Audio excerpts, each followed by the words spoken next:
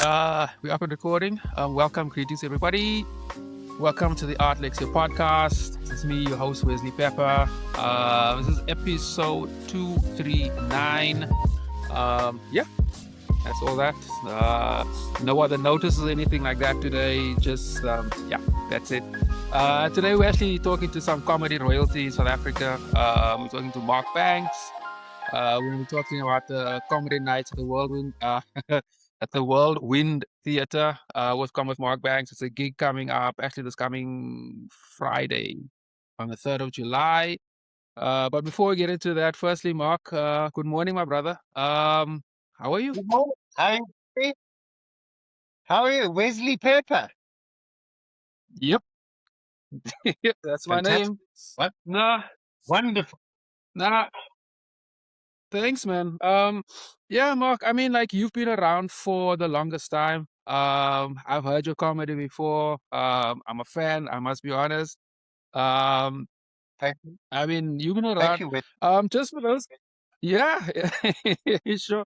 I like to always just start just before we get to the actual gig, and the things around that. Just tell us a little bit about your comedy, man. What do you make? What's the comedy about? What are you talking about, and so forth.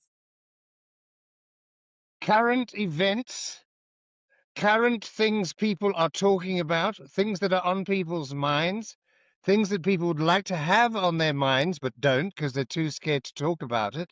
Comedy is becoming very, very endangered, which is why this show I'm doing is being done, can you believe, in an environmental center. Comedy has Yeah, become yeah, so aware of that. that we now have to do it in a park at the Delta Park Environmental Center. Have you been to the environmental center in No, Delta I Park? haven't been there, but I'm quite aware of it. Yeah, I've covered a few Well, shows there before, but I haven't physically and I haven't been there yet. we actually been there as part of the Discovery outreach for comedy. And they took it's got a magnificent theater. It's a fantastic Mhm. place. It's in the environmental park. That scares me. That would put me off. I'd be very scared because I didn't do biology at reformatory at school. After that, we didn't do any of that. It's a magnificent theatre in Delta Park Environmental Centre. It's got a fantastic. There's a cafe there where you can get drinks and food and snacks and eat and just chill. The doors will open from 5. The doors will open. That always scares me when they say the doors will open. But the doors will open at 5. There's plenty of safe parking, and you can come and chill. And the show starts at 7. And this show, it's a one-man show. It's just me. I'm looking at current events. I'm looking at what people are talking about, what's bothering people, and every day in South Africa you could do a new comedy show Yeah, just yeah, taking that is in that day, as you know. So I try to absolutely. take all of that and I have audience interaction, and we deal with all the topics that we talk about every day: xenophobia, racism, money, the economy, dying, wars, border incursions, illegal migrants, non-illegal migrants. I found one this morning, funny enough, just outside, and it wasn't a non-illegal migrant. It was a hardy dart, actually. It wasn't really a hardy dart. It was an Egyptian drone, which I think had been sent by Mill Park, because I live What? near Mill Park. If anything happens, I've got casualty literally at the bottom of my driveway, but I'm not allowed in there because I'm not a Discovery member. So I could go down there, try to get in, and at least die trying to get in if I die. If should I die. Um, so I think comedy has now, because when I started, comedy was jokes. People told jokes, which I hated. Yeah, You know, there's an Englishman, an Irishman, a Scotsman, and they go into the pub. They say that when people start telling jokes, that's when conversation has ended, which it has, basically, because when somebody starts interesting. telling a joke, someone tells a joke, or someone tries to top it. And I've never really told jokes. I used to do characters. I used to do, Okay. well, I still do characters. I do like the travel agent on the phone who's actually trying to leave the country, and she's not really a travel agent. Yeah, yeah. She's a double agent for an estate agency, and her show day has failed, so she has to try and get out of the country while still staying in it. Because a lot of illegal immigrants who come here don't actually live in this country. That's incredible. And now, I don't know how this happened, but now we're sending all the Malawians. Apparently, the Malawians are the non-flavor of the month. 15,000 Malawians were sent yesterday from the country. I don't know what the Malawians have done, so we'll be looking at that. And then we look, and I do audience interaction, and I basically just read the audience. I'm sort of comedy psychic. I can pick up on what the audience are feeling or Yeah, thinking about, because we live in great tension at present. We we need do. to laugh more. We do need to laugh more. Um, But then now with woke society and correctness and political correctness, the days of telling a joke are endangered, which is why an environmental park for an endangered joke is a good place to be doing yeah, new comedy. I get the irony. And the audience are now empowered to be upset. They're now empowered to be offended, which is absolute nonsense. I'm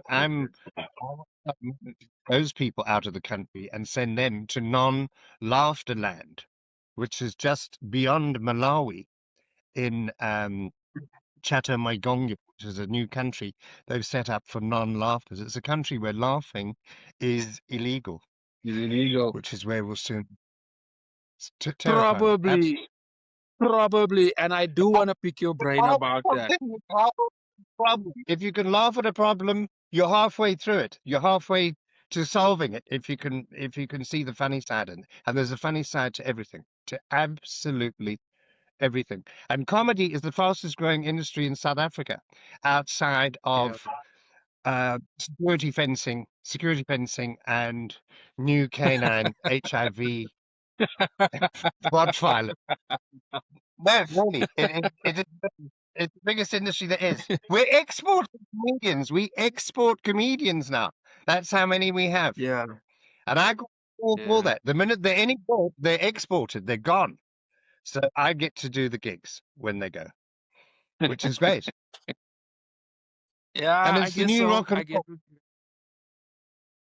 the new rock and roll. There are Fuck, I love that.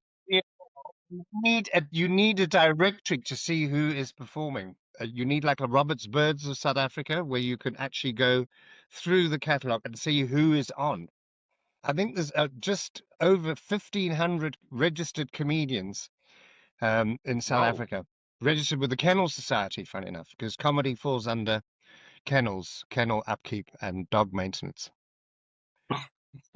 We don't have a union. There is no comedy union, and there is nobody controlling the business. So it's wonderful. You can wake up tomorrow, Wesley, and be a comedian and go on Yeah. stage, and you'll probably win a Savannah Comics Choice Award for doing it. There's a category for comedians who've never been a comedian who can win an award for not being a comedian. It's incredible.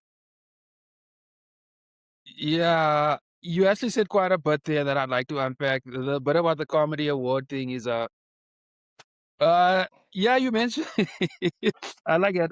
Empowered to be upset. Fucking great. Love that. So what is considered funny in 2026, man? Because everything upsets everybody. As you mentioned, like everything upsets, everything is polarizing, everybody's pissed off, everybody is stressed out. Like what is Yes. considered funny? How do you choose what is funny? Especially like you even mentioned the immigration crisis, which is a huge thing, is actually tomorrow. Like how do you pick? Is Yeah, it just tomorrow? yeah, the 30th. The 30th, that's tomorrow. It's 30th tomorrow. Good grief. It is. It's the 30th tomorrow. Because this Friday, I didn't know. Do you know that we're halfway through the year? We're halfway through the Yeah. year. Yeah, no, 2020, it's almost This 2027. Time flies. Friday is, yeah. This Friday, we're on this Friday. Is this going out live now? No, Or no, are no. we live? We are not live. I'll be putting this out probably on Wednesday. So I'll work on it today, and I'll premiere it for Wednesday morning. Okay, and then we're shooting the outside scenes up the mountain with the helicopter. We've got the drone thing doing the aerial shots of me on the mountain at Delta Park for the opening credits of this interview. We'll be doing that tomorrow. Well, I'm not gonna be part of that, but yeah. I actually didn't even know that's happening, but I'll definitely if you can share that footage, I'll add it for sure. Yes, we'll try it. We need to laugh more. We don't laugh enough. And the restrictions that we have at the moment on you can't laugh at this, you can't laugh at that. Yeah, anything you'll do, you're going to offend someone. So I think, well, you just go out and offend everybody. Let's all get offended together. And then we can boo-hoo. In that Instead in of that way, we're all being on the same. a lot of people who don't like laughing go to comedy shows. This is a new movement. I don't understand that. It's like meat eating vegans. I don't get that. I don't understand it. It's an entitlement that we have to I don't, we have to I have. don't, I don't either. And how does a comedian deal with that? I mean, like at the end of the day, you still need to make a living. I mean, Yes. I'm a visual artist, and you can't do like you have to straddle this very line, which stifles creativity, also Yeah. production and so forth. But what's your take on that? Well, I think that's where the artistry comes in, and I think that's where the cleverness and the ingenuity and the way to make people laugh before they realize they've laughed and that they've actually gone, oh my goodness gracious me, it is a joke. And you know what? All of us here together in this room, everybody and all the people working outside, we are all going to die. We are all going to die. Every single one of us. So should make the most of it. You know, there is life before death. It has been proved. I saw it this morning. Yeah, yeah, So I very much think so. the ingenuity, and a lot of the younger comedians are coming into the business now who are like young. They're like 19, 20. Mm. I left Joburg after the COVID. So I had to pivot and change a few things, and this is actually my studio. So I record from here. That's why I do everything virtually. Oh, fantastic. Oh, I thought you were in Melville. No, I'm not in Melbourne. Oh, I used to hang out there though, but well, look, man, I'm not actually now, sure why the thing.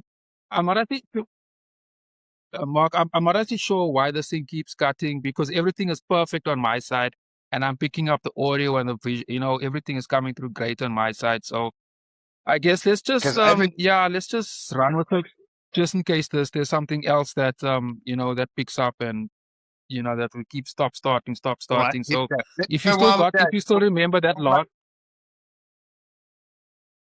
From if you the still young, remember that last poem, yeah, yeah, yeah, yeah. If you can just pick it up from there. I think young comedians who have come into the business now, they've got a new take on comedy. They're fresh. They're not bringing all the old issues with them. They've got a lot of them, some have got a long way to go and a lot to learn, but some have just literally come out of nowhere. I saw some guys the other night. There's a whole lot of new comedy clubs opening in Joburg. There's about 2 or 3 open in the past 3 or 4 months, which is a fantastic thing to see because for growth, one needs a venue to perform. You can't just, you know, happen into clubs and pubs and sort of, presume that everybody's going to want to watch comedy. These are dedicated venues where people go to watch comedy. It's the new rock and roll. It's the new DJ. And these guys they've come in with a fresh approach, with new issues, and it's great to watch. It's a new growing industry. At the Savannah Comedy Awards this year, I mean, the response and the amount of podcasters and the amount of people who do content creation and have their own pods that they send stuff out on, which is great for comedy to be fun to get profile. But the interaction of being live comedy, you can only do it by having a venue to perform in. And thank goodness Yeah, we're getting yeah. we've got new blood coming into the business, which is great to see. Yeah, it also shows like you mentioned, like it's one of the most biggest growing art forms, and I've certainly seen that. And I would just, I mean, just get your point of view on this, given that you've been around for so long. What do you think is attracting people to comedy these days? Why do you think there's so many? You think it's like that people are realizing that people need to laugh a bit more, or Yeah. that people need to have a bit fun where everything is too serious and stuff like that?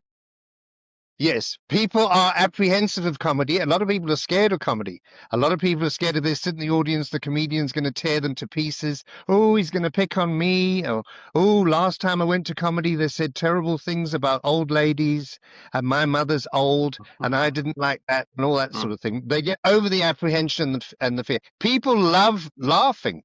People do enjoy laughing. The best medicine, the best free medicine you can give yourself is the gift of laughter.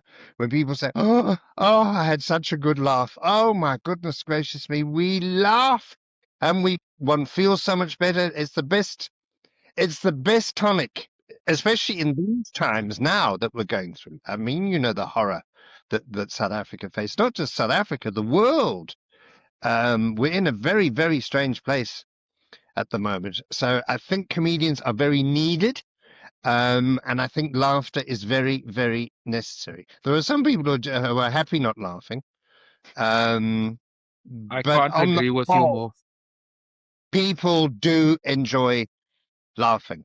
And that is why venues, the Whirlwind Theatre at Delta Park is a fantastic comedy venue. And the people who go there, there's